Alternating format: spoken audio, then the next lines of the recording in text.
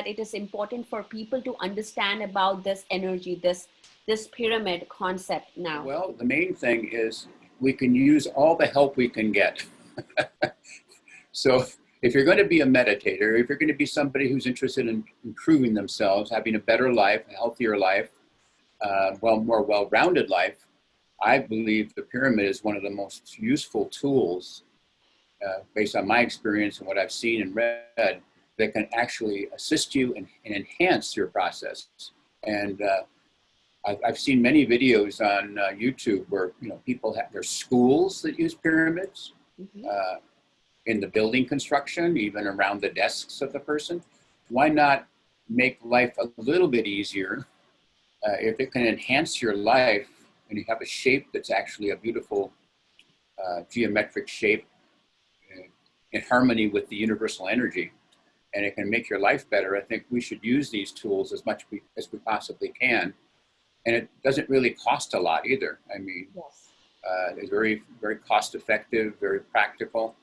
And people find that it enhances whatever you're doing, whether you're a student, whether you're a meditator, whether you're a health practitioner of some kind. I would say the pyramid can use universally in almost any field or any endeavor. So, right. Yeah. Thank you.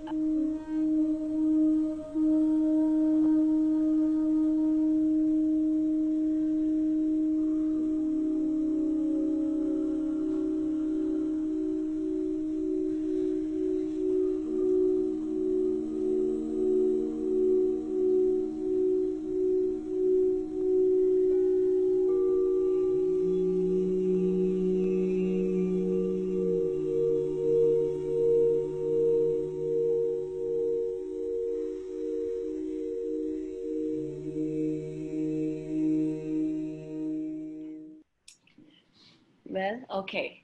So welcome, Dr. G, Greg Nielsen. So wonderful to have you here. And first, I would like to introduce you. Please go ahead and introduce yourself about what you do, where you're from, and just a little bit background about you. Well, currently I'm living in northern Nevada, which is in the Reno, Tahoe area, for those who know the United States really well. It's not anywhere near Las Vegas. That's 500 miles south of here. So it's a beautiful area. And my background is, I was very fortunate in early 1970s to attract books, information, teachers, ideas that led me to study Egyptology. And that led me into pyramids from there. And of course, long story short, we ended up writing a book. So that's sort of my background. I currently teach at the University of Nevada, so I do courses there. Nothing on pyramids, although we touch on the Egyptian civilization some. So that's pretty much what's going on with me right now. Unless you want to ask something else about it, I'd be happy to share. Well, that's wonderful. I want to go back to your background. So you were born and brought up in Nevada? Oh, okay. You want to go way back? Yeah, way back. Now that I'm getting older, it's way back. So, yeah. But no, I was born in North Dakota. Okay. Very remote area of the United States. Yeah. It's basically ice and snow, right. Flat land. But then I grew up in Minnesota, in the Minneapolis area. So that was my upbringing. And again, after I completed my education in Minnesota, I went to New York City. I lived there for 12 years, and that's where I came across interest in self-development, meditation, relaxation. And I don't know if you've ever been to New York, but yes. For many, many years in Greenwich Village, there was one of the only self-development bookstores in the world, the Samuel Weiser bookstore. And so I used to go there and buy books almost weekly. I thought I was very lucky to be able to have a store like that at that time. Now there's many stores. My background, I mean, I could go into great detail, but we don't want to go too far astray. So. Yes, I mean, the question that I really, I'm really fascinated to learn is 1970s. That's when you said you got interested in the Egyptology. Yeah. And that is the time, I think, was the time where really pyramid power, pyramid energy was explored a lot. Patrick Exactly. was That's right. there at that point. That's right. So how did the interest spark within you? How did it all start? Okay. Well, Egyptology, I loved it. It was very interesting to me, and it was a great culture, and they had a strong spiritual element to their culture over many centuries, even thousands of years. Mm-hmm. And didn't really investigate the pyramid much, but I came across a book, Psychic Discoveries Behind the Iron Curtain. I don't know if you've seen it. Yes. But they had a section in there about pyramid power, Mm-hmm. and that's when I became interested. The bookstore, not the bookstore owner, but the bookstore worker, I guess you could say the salesman, sales clerk, book knowledge person, who you come in there and work with, who would always offer suggestions to me about books to get. He knew of pyramid power, and he was going to start his own publishing company. Mm-hmm. So he asked me would I be interested in writing a book on pyramid power, and I told him I'd have to learn a lot more. All I knew was what I learned from the Psychic Discoveries Behind the Iron Curtain. Again, long story short, we were fortunate to come across a gentleman from, it was called Czechoslovakia then, now it's the Czech Republic. Mm-hmm. You might have come across this story. We have heard by him in the book, Karl Draval. Right. And he was a radio engineer, from that book. And he had a guest chapter, which was one of the only things he's ever written on the pyramids that are in English that I know of.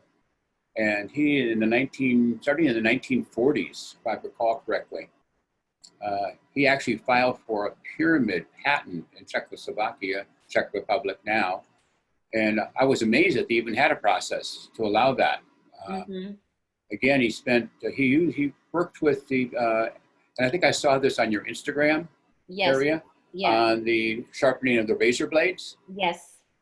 And so he did a 10-year ongoing analysis by the patent office of the Czech Republic to finally give him a patent for the pyramid in order to rejuvenate the edge of a razor blade. Right. A lot of people probably won't know what razor blades looked like then. They were really like razor blades, and they weren't attached to anything. You had to put the razor blade in the device that you shaved with. So you were able to take them out and put them in the pyramid. Mm-hmm. So that was my introduction to that. And then, of course, my investigation expanded once my friend, who became a publisher, asked me to write a book. So then the investigation continued from there. Wow. Yeah. So I was very fortunate. So the radio engineer you talking about is Karel Darbal, right? Correct. Yes. And if you read that chapter in the book, he gives a really good play-by-play, step-by-step account of how he went through the patenting process. Yes. So finally, the patent officer in the Czech Republic, after repeating the experiments over and over again, could not deny that there was I use the word rejuvenation of the edge of the razor blade, because the effect of water on the blade would degenerate the quality of the blade. However, it seems as if using the pyramid, from what I can gather, and I did these experiments myself, actually dehydrates or takes water out of the air and helps maintain the quality of the blade. And I'm sure you've come across a lot of this yourself in your own work. Yes. So that's how I got into the pyramid energy, through Egyptology and through a friend living in New York City. I was very fortunate to be there at the time. And at the beginning of that publishing company. They're now called Intertraditions International, and they have hundreds and hundreds of titles now. So they've done well over the years. Wonderful. So then after you got so interested, that is when did the book writing start? Yeah, that first version of the book, I think, came in about 1972. Wow. Maybe 73, right in there. And of course, it's still in print all this time. It's been translated in numerous different languages. And so we're very, again, fortunate that people are still reading it. One thing about that pyramid book, and there's been many, many good books on pyramid energy throughout the years. I feel good about the one we did because it had a nice broad spectrum of information. Yes. very, I think introductory might be a good word. Yes. Some of them have actually gone into greater detail on some of the stuff we covered. Yeah. Yes. So.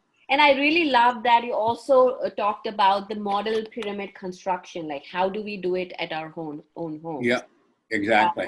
So I really love that that was covered. And also I want to get into the future is now section, the last part of the book. Sure.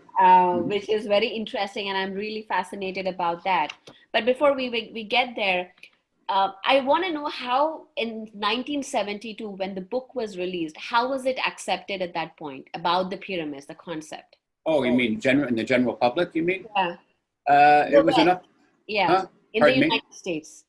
It was, I would call it, I'm going to use the word uphill battle.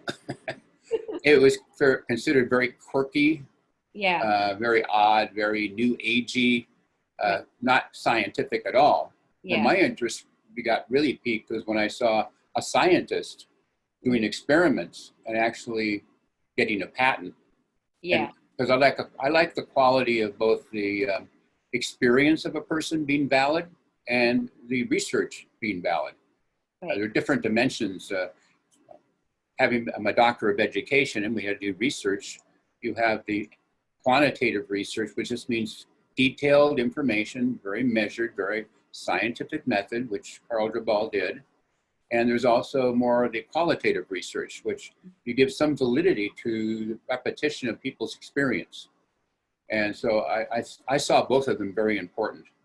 And ultimately people would actually try and use the pyramid in various ways. And their anecdotal experience was very constructive and very useful. And so I've used it over the years ever since.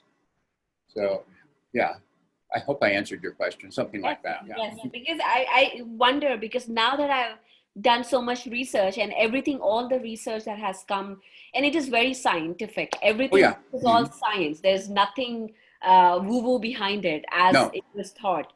Right. And most of the research was also done in Russia. That's right. The Iron Curtain thing comes in. And one of my goals is to educate the masses about this science that is there. And that's the reason why I even started working on the Pyramid Mastery course. So now I want to talk about your research. So have you been to Egypt, by the way? No, I didn't.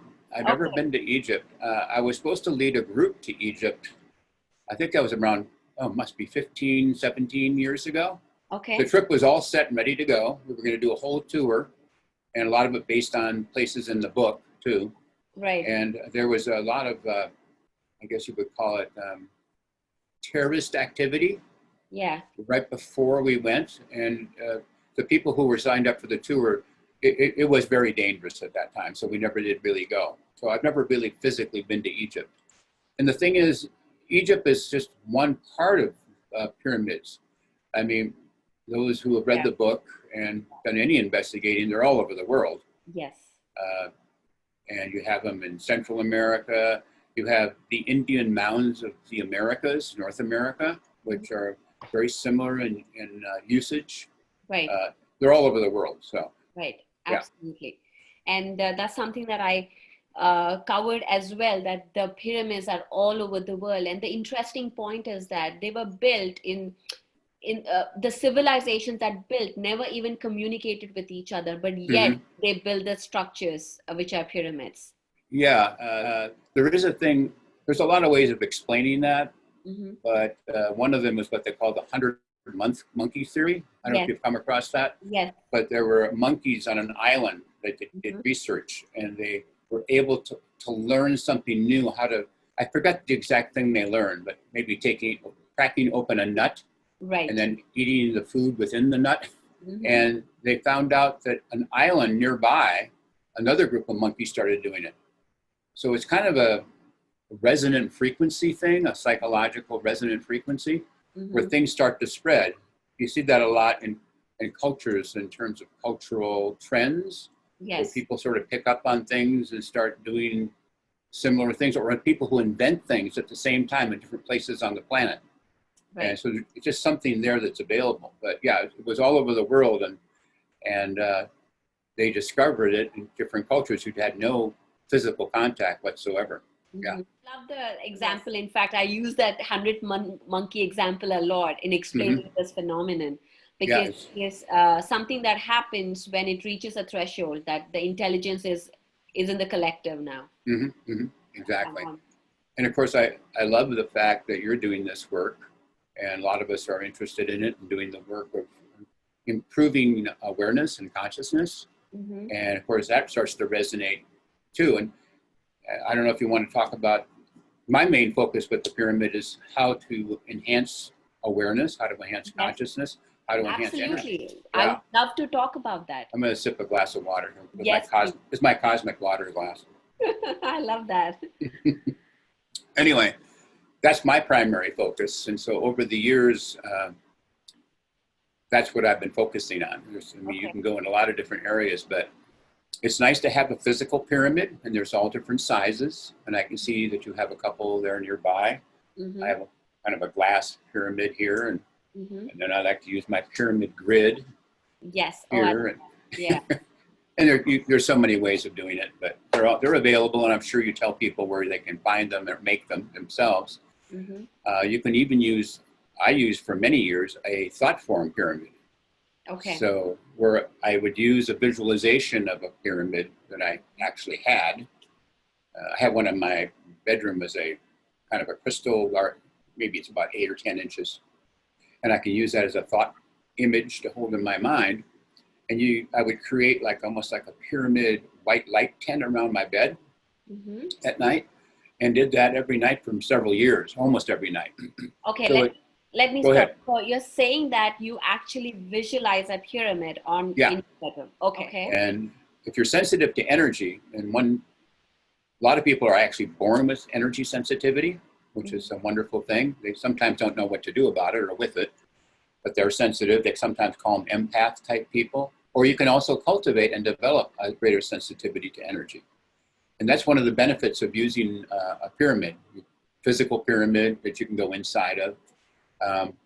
I've seen many videos on YouTube of people who have constructed pyramids.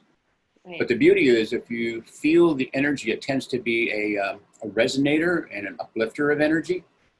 As far as I can see, hopefully that's what you've seen too. And by using that thought form, it really created a kind of a pyramid-shaped bubble of energy for me to really enhance my sleeping experience. So when I was younger, I had difficulty sleeping because my mind was so active. I don't know if you've ever met anybody like that, but a lot of people tend to think a lot before they go to sleep. Yeah, my husband. Yeah.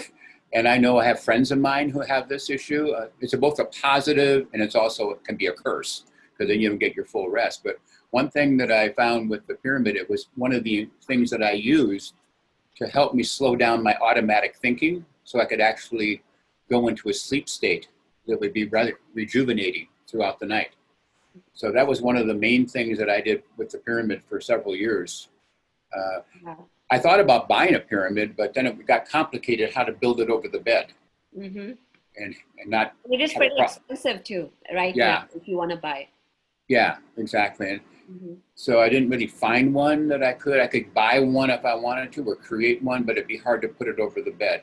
Right. It was just inconvenient. So the thought form idea for me worked out beautifully. And of course, people can experiment with these things and try it out themselves. They don't have to just believe anything I say or anyone else says. So they can test it out. In fact, I use this in all my meditations. We call it pyramid meditation, where the first thing is, we don't need to have a physical pyramid. All you have to do is visualize that you are entering a pyramid, sit under, on the king's chamber, and they actually get the results. Everybody tell me that they have sensed amplified energies, and they could feel it. And you talk about the king's chamber, and of course then you're referring to the Great Pyramid of Egypt, the largest one, right? Cheops, however you want to pronounce it. And there are different chambers within the pyramid. And it seems like, and I did some meditations. I didn't actually go to the chamber. Okay. There have people who used to go there. There are several accounts of people who spent nights in the Great Pyramid. I think there's a book by Paul Horn where he went to the Great Pyramid. there's several people that did that. But right now, as far as I know, they don't really allow people to go in there. They may. The last time I checked, you have to have a special permission to do that. But you can actually, like you say, visualize yourself in the king's chamber, lying there, resting, meditating, sleeping, whatever you want to do. And at the 1/3 level height within the pyramid. And it seems like that is one of the more active levels as far as quality of energy. It propels you somewhat into an altered state. And the word altered state simply means a different vibrational frequency of how your consciousness is focused. It's nothing very woo-woo-y or strange. It's very comfortable if you get used to it. But it does feel like your mental emotional state improves. You really let go of like what I call negative thinking or negative emotion. An opportunity to meditate and rejuvenate. And it's an enhancer of that process as far as my experiences, and I think other people too, which is wonderful. But you don't have to necessarily use the 1/3 level, but sometimes I would be in that thought form pyramid going to sleep, visualizing I'm in the 1/3 level at the same time. So you can experiment with that. So I want to learn more about your new book and all the star consciousness. What is it all about? Thank you for bringing that up. I appreciate it. The newest book just came out within the last few months. It's called Star Consciousness, as you mentioned. And the word star consciousness just means the ability to focus your attention on where you want to put it energetically. The basic law of human energy is energy follows attention. The problem is a lot of times people are not aware where they're putting their attention, and it draws to them different qualities or experiences that they don't feel comfortable with or don't like. But once you start to focus your energy, you can actually manage your energy better, and you can actually transform your energy. So the whole book is basically, you could change the title and call it How to Become an Energy Being. And I think pretty much what I see going on, and I deal with a lot of younger people, because a lot of my students at the university are between 18 and 22. I don't have a lot of grad students, although I've dealt with people over 25 in the past. A lot of them are already very energy sensitive, and the language of energy is very easy for them to at least understand the language. Whether they can manage and do it or not, that's another thing, but they're very open generally for that. So you have a lot of people who want to know how to manage their energy better. That's one reason I was motivated to write this book. And I use the title Star Consciousness because when you become a relative master of how to manage your energy throughout the day, and the year, and the month, and handle negative situations or positive situations, you just know how to move the energy where you need to go. People who meditate will relate to this a lot, because meditators tend to move in a direction where they are sensitive to energy. And when you meditate, whatever method you use, if it works, use it. It's my opinion. Pyramid meditation is wonderful. It's outstanding. And it's an enhancer, so it can, in some cases, I would say it would tend to accelerate your ability to go into, some people use the word alpha brainwave, or a higher brainwave state where you're calmer. On my, I have a channel called patreon.com/spiritual frequencies, where I post something every single week. And I have a series of videos there going on regularly. Why be conscious? Well, one of the reasons is that you start to go into more of a state of wordless awareness. Some people call it the now, the power of now, whatever you want to call that. But you experience a different quality of energy, which you feel very calm, very relaxed. You seem to know what to focus on, what to do. Ideas pop into your mind. Your intuition becomes more acute. You're more creative. I know you can relate to all this. I'm sure you're doing all of this yourself. But I took a quick peek at your courses, and they're fantastic. So I actually wanted to ask you on that a bit later. And what I'm doing best I can is to be a helper along the way for those who are more energy sensitive and want to learn how to channel their energy in a way that they can reach a higher state of consciousness, or a more balanced state of consciousness. There's many ways to put that. And when you experience that, it is so life enhancing that you want to share it with other people in a way that's, say, palatable or easy for them to maybe grasp, if possible. So that just gives you a little bit about my book. I think those people who read the book and apply some of the things in the book will make a change, and they'll be able to handle their energy more efficiently from day to day. That was the goal of the book. And I wrote it as a simple, short book, too. It's not 500 pages, you know, it's 100 pages. As a teacher at the university, if I show students a book over 200 pages, they go into a panic mode. I don't know. Not all students, but reading is not as valued, although I find they're very good readers when they read. They can really focus in. So I try to make something that anybody could read in a short amount of time and not be too over. Yeah. Now I guess people are more visual. They want to watch videos. And my dissertation was for learning. So I use a lot of videos. But also I also teach them how to be an active video viewer, like an active reader who can do a close read and really do some critical thinking. People need to do the same thing with any video that they watch too.